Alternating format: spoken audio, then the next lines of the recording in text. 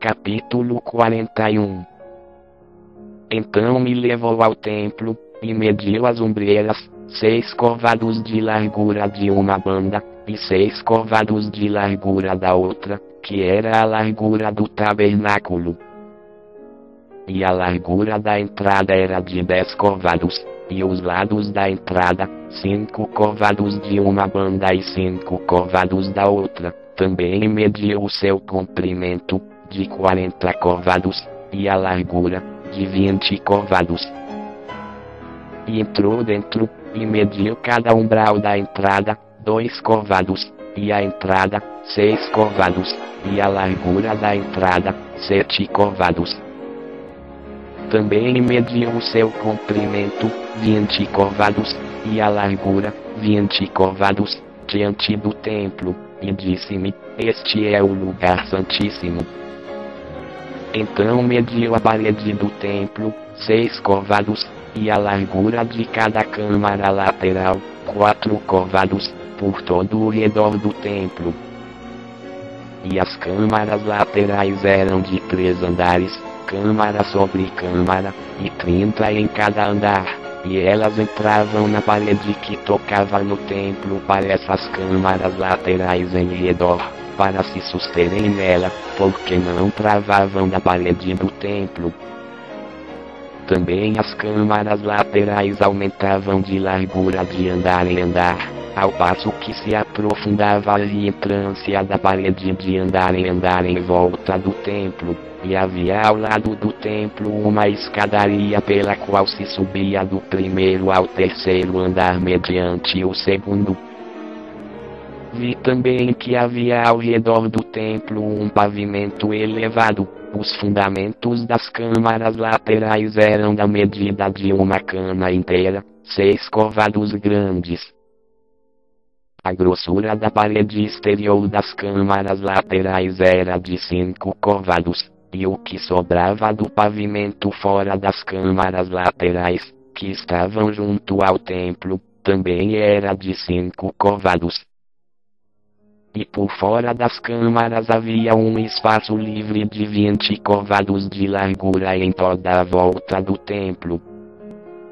E as entradas das câmaras laterais estavam voltadas para a parte do pavimento que sobrava, uma entrada para o lado do norte, e outra entrada para o do sul, e a largura desta parte do pavimento era de 5 côvados em redor. Era também o edifício que estava diante do lugar separado, ao lado que olha para o ocidente, da largura de 70 côvados, e a parede do edifício era de 5 côvados de largura em redor, e o seu comprimento de 90 côvados. Assim mediu o templo, do comprimento de 100 côvados, como também o lugar separado, e o edifício, e as suas paredes, 100 côvados de comprimento. E a largura da dianteira do templo, e do lugar separado que olha para o oriente, 100 côvados.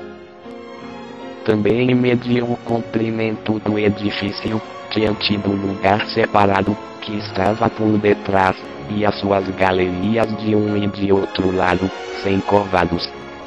A nave do templo, a câmara interior, e o vestíbulo do átrio eram forrados.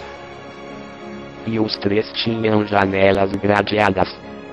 As galerias em redor nos 3 andares, defronte do limiar, eram forradas de madeira em redor, isto desde o chão até as janelas, ora as janelas estavam cobertas até o espaço em cima da porta para a câmara interior, por dentro e por fora. E em todas as paredes em redor, por dentro e por fora, tudo por medida. Havia querubins e palmeiras de entalhe, e havia uma palmeira entre querubim e querubim, e cada querubim tinha 2 rostos. De modo que o rosto de homem olhava para a palmeira de um lado, e o rosto de leão novo para a palmeira do outro lado, assim era pela casa toda em redor. Desde o chão até acima da entrada estavam entalhados querubins e palmeiras, como também pela parede do templo. As ombreiras das portas do templo eram quadradas, e diante do santuário havia uma coisa semelhante a um altar de madeira, de 3 côvados de altura, e o seu comprimento era de 2 côvados, os seus cantos, o seu fundamento e as suas paredes eram de madeira, e disse-me: esta é a mesa que está perante a face do Senhor.